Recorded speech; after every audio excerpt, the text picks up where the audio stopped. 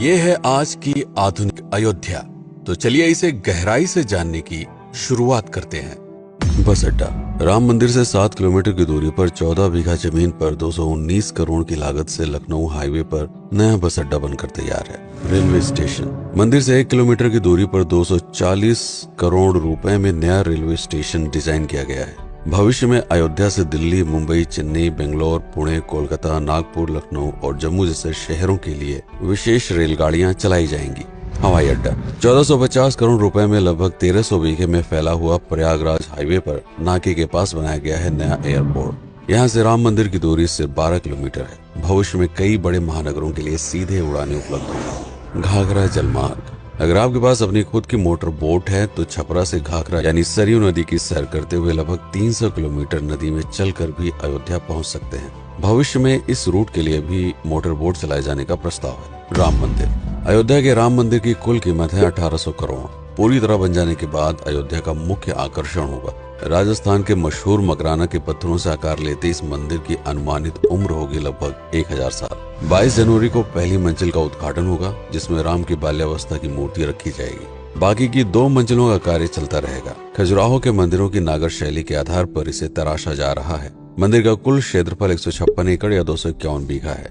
हनुमानगढ़ी। राम मंदिर से लगभग 800 मीटर की दूरी पर स्थित है हनुमानगढ़ी। मंदिर के आवासीय परिसर को मिलाकर यह लगभग 52 बीघे में फैला हुआ है। मंदिर की 76 सीढ़ियां चढ़कर हनुमान जी के दर्शन के बाद ही राम मंदिर में जाने का विधान है। यह मंदिर अयोध्या शहर के ठीक बीच में एक ऊंचे टीले पर बना है। शहर की तरफ आने वाले आक्रमणकारियों के आने की सूचना यहीं से प्राप्त करके अयोध्या के राजा तक भेजी जाती थी। इतिहासकारों के अनुसार जितनी बार भी अयोध्या पर आक्रमण हुआ, उतनी बार इस मंदिर को भी विध्वंस झेलना पड़ा। हालांकि सन्यासियों ने हर बार इस मंदिर को फिर से खड़ा किया। आज यह मंदिर रामानंद संप्रदाय और निर्वाणी अखाड़े के अधीन है। राम की पेड़ी। अयोध्या को सरयू नदी की भयंकर बाढ़ से बचाने के लिए इस बांध का निर्माण किया गया था, जिस पर श्रद्धालुओं के स्नान के लिए कई घाट बना दिए गए थे। इतिहासकारों के अनुसार जितनी बार भी बांध टूटता था, सरयू का पानी अयोध्या की गलियों में घुस आया करता था। इसी बाढ़ से बचने के लिए पूरे अयोध्या में जगह जगह पर ऊंचे टीले बनाए गए थे, जैसे राम टीला, हनुमान टीला, लक्ष्मण टीला। आज ये बांध अयोध्या का मुख्य पर्यटन स्थल बन चुका है। हर दीपावली पर यहाँ लाखों दिए जलाकर रामायण की उस घटना को उत्सव के रूप में मनाया जाता है जब श्री राम अयोध्या वापस लौटे थे। अयोध्या के कई बार उजड़ने के पीछे एक कारण इस नदी को भी माना जाता है। हालांकि इसी नदी की वजह से यहाँ पर गन्ने की खेती बड़े स्तर पर की जाती है। लता मंगेशकर चौराहा। नया घाट और बस स्टैंड के पास ही अयोध्या का मुख्य चौराहा 6.7 करोड़ रुपए में बनकर तैयार हुआ है। पद्मश्री से सम्मानित राम सुथार जी ने 2 माह के कठिन परिश्रम के बाद इस 40 फीट लंबी वीणा को आकार दिया। 14 टन की इस वीणा को लता जी के स्मृति चिन्ह के रूप में यहाँ पर लगाया गया है। इसीलिए इसका नाम नया घाट चौराहे से बदलकर लता मंगेशकर चौराहा कर दिया गया है। धर्मपथ। नया घाट से कुछ पहले सड़क के दोनों तरफ 30 फीट ऊंचे 40 सूर्य स्तंभ लगाए गए हैं, जिसे धर्मपथ का नाम दिया गया है, जो श्री राम के राजकुल सूर्यवंश का प्रतीक है। दशरथ समाधि स्थल। नए बस अड्डे के बगल से एक पतली रोड कछार से आगे बढ़ते हुए लगभग 12 किलोमीटर दूर ले आती है दशरथ समाधि स्थल, जो बिलहर घाट पर मौजूद है, जिसके बारे में मान्यता है कि यहाँ पर राजा दशरथ का दाह संस्कार हुआ था। राम मंदिर के साथ ही इस जगह को भी पर्यटन स्थल के रूप में विकसित किए जाने की योजना पर कार्य चल रहा है। भरत कुंड। अयोध्या से 15 किलोमीटर दूर है नंदीग्राम। यहाँ मौजूद तालाब को भरत कुंड कहते हैं। मान्यता है कि इसी जगह से भरत ने पूरे अयोध्या का राज कार्य संचालित किया था। पर्यटकों के लिए इस स्थान को भी विकसित किया जाएगा। गुप्तार घाट। राम की बेड़ी से सरयू नदी के किनारे चलते हुए 10 किलोमीटर दूर स्थित है गुप्तार घाट। ये कैंट एरिया में पड़ता है। इस जगह को श्री राम के जल समाधि के रूप में महत्व दिया जाता है। इसके अलावा अयोध्या नगर में हर गली में कई विशेष मंदिर हैं, जिनकी अपनी मान्यताएं हैं, कथाएं हैं, विशेषताएं हैं। पूरी तरह से विकसित हो जाने के बाद नई अयोध्या को पूरी तरह से जानने के लिए, इसका आनंद लेने के लिए कम से कम 3 दिनों तक यहाँ रुकने की आवश्यकता है। देश विदेश से ज्यादातर पर्यटक भारत आते हैं उत्तर प्रदेश में आगरे का ताजमहल देखने और प्राचीन नगर काशी और सारनाथ घूमने। प्रश्न ये है कि अयोध्या घूमने और श्री राम का मंदिर देखने के लिए भला विदेशी क्यों आएंगे? और इसका कारण है भारत में लिखी गई राम कथा की सबसे पहली और प्राचीन पुस्तक रामायण। भारत में रामायण के अलावा कंबोडिया में रीमकेर, थाईलैंड में रामकियन, जो कि वहाँ की राष्ट्रीय पुस्तक है, इंडोनेशिया में ककनिक, नेपाल में भानुभक्त रामायण जैसी पुस्तकों में वाल्मीकि की रामकथा से प्रेरणा लेकर इसे अपने अपने देश की संस्कृति के हिसाब से फिर से लिखा गया है।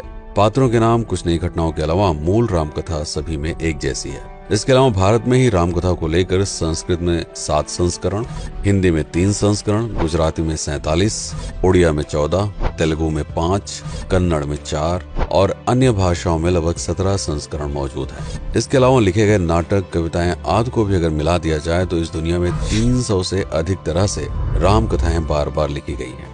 इन सभी राम कथाओं पर कई विशेषज्ञों ने समय समय पर अध्ययन किया और अपने विचार दिए। Father Camille Bulcke, Hermann Jacobi, Wendy Doniger, Edward अल खरर, Alf Hiltebeitel, Paula Richman, Aubrey Menon, Ramesh Menon, Radha Vishwanath, Shantanu Gupta, Meenakshi Jain, Lala Sitaram, Swami Gyanananda Saraswati जैसे कई लोगों ने समय समय पर राम कथा को लेकर गहन शोध किया और इसमें छिपे हुए मूल कथा के साथ ही इसके इतिहास को समझने का प्रयास भी किया। राम कथा थी कौशल प्रदेश के द्वारा किष्किंधा और लंका पर विजय प्राप्त करने की पहली बार एक अखंड भारत के निर्माण की। रामायण महत्वपूर्ण इसलिए हो जाता है क्योंकि ये अखंड भारत युद्ध से अधिक व्यक्ति के आदर्शों, सूझबूझ, मित्रता जैसे गुणों से स्थापित हुआ। रामायण एक ऐसा डॉक्यूमेंट है जो ये समझाता है कि भारत पहली बार एक कैसे हुआ। इसलिए ये गाथा न तो कभी भुलाई जा सकती है और न ही कभी मिटाई जा सकती है। और आज की अयोध्या उसी अखंड भारत का एक प्रतीक है, अपनी संपन्नता के कारण जिसने समय समय पर बाहरी आक्रमणकारियों का भी सामना किया। अयोध्या की इसी संपन्नता ने यहाँ पर मुगलों को भी आकर्षित किया। महात्मा बुद्ध भी यहाँ पर रुके, सिखों के गुरु साहब भी आए और जैन धर्म के तीर्थंकर भी। सिर्फ आए ही नहीं बल्कि उनके अनुयायी यहीं पर बसते चले गए। अयोध्या कितनी बार बसी, कितनी बार उजड़ी, इसके बारे में बहुत अधिक प्रमाण उपलब्ध नहीं है। सूर्यवंश के पतन के साथ ही अयोध्या का भी पतन होता रहा। बीच में कई सौ सालों तक अयोध्या मानो विलुप्त सी हो गई। इसका कारण क्या था, इसका कोई प्रमाण नहीं है। अयोध्या को फिर से खोजकर उसे स्थापित करने में बार बार राजा विक्रमादित्य का नाम आता है, लेकिन विक्रमादित्य एक उपाधि है जिसे कई राजाओं को दिया गया था। तो ये कहना मुश्किल है कि किस कालखंड के कौन से राजा ने ये कार्य किया। कुछ विशेषज्ञों का मत है कि यह काम उज्जैन के राजा विक्रमादित्य ने किया होगा। नंदवंश, मौर्य वंश, शुंग वंश, गुप्त वंश आदि के साम्राज्य में भी अयोध्या का वर्णन प्राप्त होता है। सबसे बड़ा विध्वंस हुआ 1527 के आसपास बाबर के कार्यकाल में, जब राम मंदिर को ध्वस्त कर बाबरी मस्जिद स्थापित की गई। सन 1722 में बंगाल के नवाब अलीवर्दी खान ने व्यापार के नजरिए से राम मंदिर से कुछ किलोमीटर की दूरी पर एक नया शहर बसाने की शुरुआत की। 1730 में अवध के पहले नवाब सादत अली खान ने इसका नामकरण किया फैजाबाद। इन्हीं के उत्तराधिकारी सुजाउद्दौला ने इसे अवध की राजधानी बनाई। 1775 में अवध के चौथे नवाब असफुद्दौला ने फैजाबाद की जगह लखनऊ को अवध की राजधानी घोषित की। रावण अहंकार का प्रतीक और श्री राम विनम्रता के सूचक। सत्ता में आने के बाद हर व्यक्ति को यह बात हमेशा ध्यान में रखनी चाहिए, सिर्फ रंग रोगन और पत्थर लगवाने से राम राज्य नहीं आएगा, बल्कि जिस दिन स्कूल, अस्पताल और सरकारी संस्थानों से भ्रष्टाचार खत्म होगा, लोगों का मुफ्त इलाज और अपनी भाषा में उच्च शिक्षा उपलब्ध होगी, उस दिन भारत उस पायदान पर खड़ा होगा जहां कभी हम हुआ करते थे। रामायण अहंकार पर विनम्रता की विजय है। अयोध्या को अगर पर्यटन स्थल का केंद्र बनाना है तो इस आधार पर बसाना होगा, राम राज्य लाना होगा, राजनीति नहीं। यदि इस वीडियो में कोई त्रुटि हुई हो तो उसके लिए क्षमा करें। वीडियो पर समय बिताने के लिए आपका बहुत बहुत धन्यवाद।